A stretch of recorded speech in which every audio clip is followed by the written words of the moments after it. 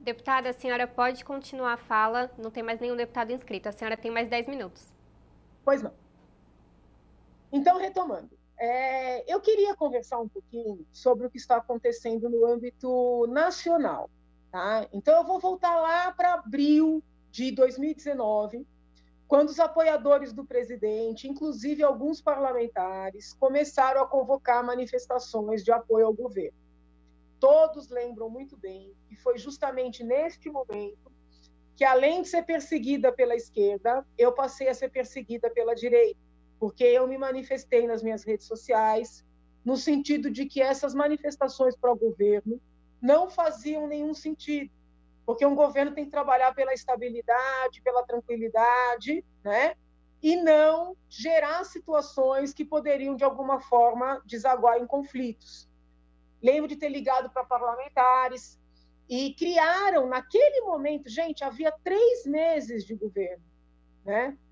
3 meses e meio, criaram naquele momento a ideia de que queriam derrubar o presidente. Né? E eu disse, gente, ninguém quer derrubar o presidente, todos queremos que o presidente governe, né? E parem de insuflar esses seguidores a ficarem pelas ruas. Então, assim, ali é que eu comecei a ter problemas sérios com o bolsonarismo.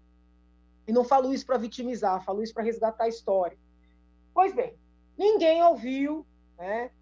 Começaram manifestações semanais, aí já mais num passado recente, e eu sempre dizendo, parem com isso.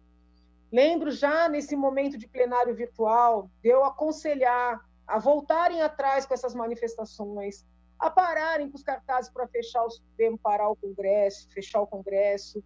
Quando houve aquela manifestação em frente ao Supremo, eu vim aqui nesse plenário e disse, eu tenho dúvidas se essas pessoas são apoiadoras mesmo do presidente da República, porque estão dando todo o argumento político e até jurídico para que atribuam ao presidente um autoritarismo, um desejo de instituir uma ditadura e, eventualmente, até tomem medidas, né, contra o presidente e seus apoiadores. Por que eu estou fazendo esse resgate? Para que as pessoas que me atacaram tanto compreendam que o meu intuito nunca foi desmerecer o governo, nunca foi atrapalhar o governo, nunca foi derrubar o governo, sempre foi alertar para algo que, para mim, pelo menos, era muito claro, né? Os seguidores do presidente, inclusive parlamentares, estavam dando elementos para fragilizar o governo do presidente. Todos são testemunhas que, numa entrevista na CNN, ao lado da deputada federal Carol Detone, eu alertei para os perigos, né, dos parlamentares apoiadores do presidente seguirem nessa linha tão dura de ataques. Tá? Então, assim, eu estou dizendo tudo isso porque nós ainda temos tempo de reverter essa situação. E, no lugar de reverter, eu percebo que os apoiadores do presidente vão numa escalada, né, de endurecimento das falas, das postagens, né? Mesmo quando eles têm razão, sob o ponto de vista jurídico, eles perdem a razão pela forma de se manifestarem. Ontem mesmo, saindo aqui da Assembleia, apoiadores do presidente vieram me atacar aqui na saída, bateram com madeira no vidro do carro. Esse tipo de comportamento acaba legitimando medidas jurídicas que não são legítimas, né? Como, por exemplo, essas buscas e apreensões sem um objeto definido, essas investigações presididas pelo Poder Judiciário, prisões determinadas pelos próprios magistrados vítima de ameaças, né? Então, assim, quando um magistrado é vítima de uma ameaça, ele precisa representar o Ministério Público para que o Ministério Público requisite a instauração de uma investigação e, a partir daí, todos os procedimentos jurídicos sejam tomados.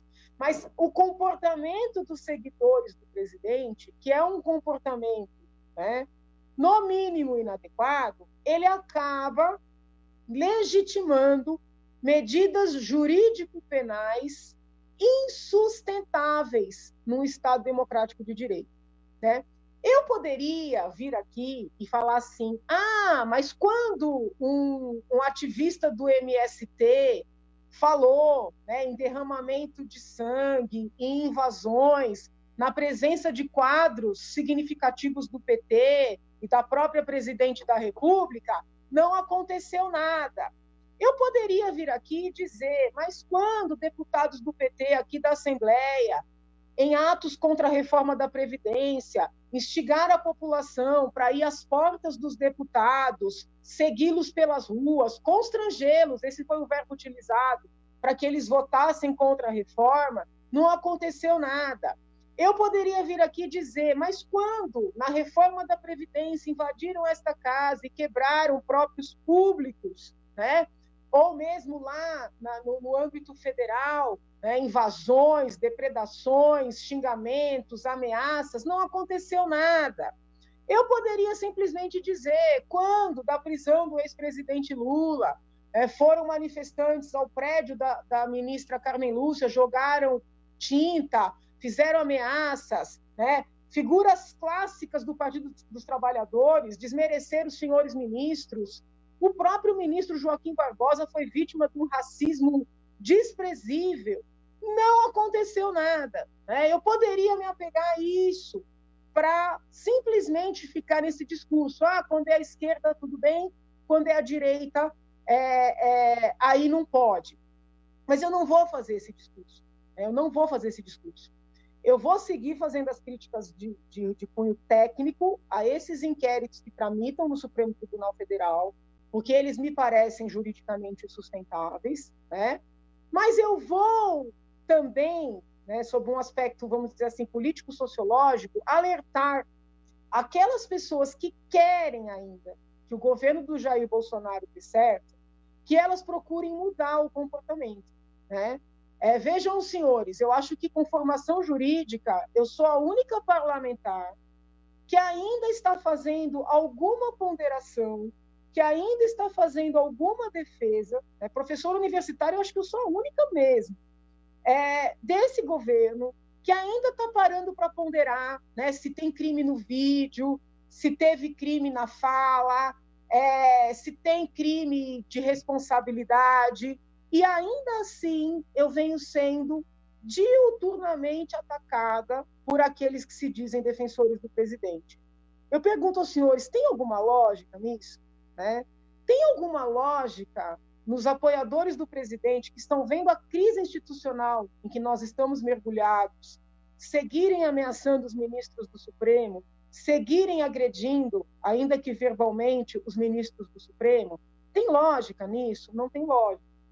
Então, muito embora eu seja crítica, né, a esses muitos procedimentos que tramitam no Supremo Tribunal Federal, muito embora eu não veja fundamento para essas prisões, para essas buscas e apreensões, não com essa rapidez, da forma como estão acontecendo, eu não vejo.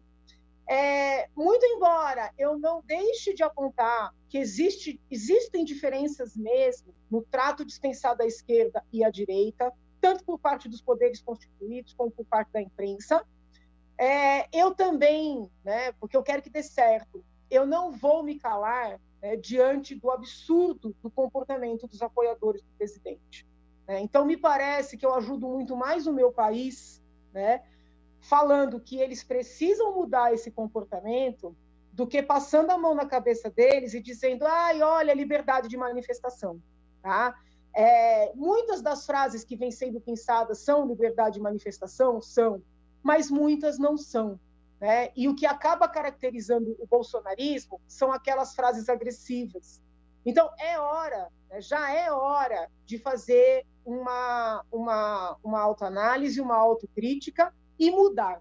Não é porque nós aguentamos 13 anos de crimes e de abusos e de agressões, né, às instituições, à democracia, ao erário do PT, que nós devemos aguentar todo tipo de desmando por parte do bolsonarismo. Então, como eu quero que dê certo, como eu ainda vejo futuro para o governo, eu peço encarecidamente que aqueles que também querem, ajudem-nos a mudar esses comportamentos, né? Porque, senão, encontrarão um caminho de tirar o presidente. seja o impeachment, seja a justiça eleitoral, né? Ou um grande acordo, como vem sendo anunciado, que force o presidente, mediante o abandono dos militares, a renunciar. Muito obrigada, saúde para todos, cuidem-se, né? E fiquem com Deus.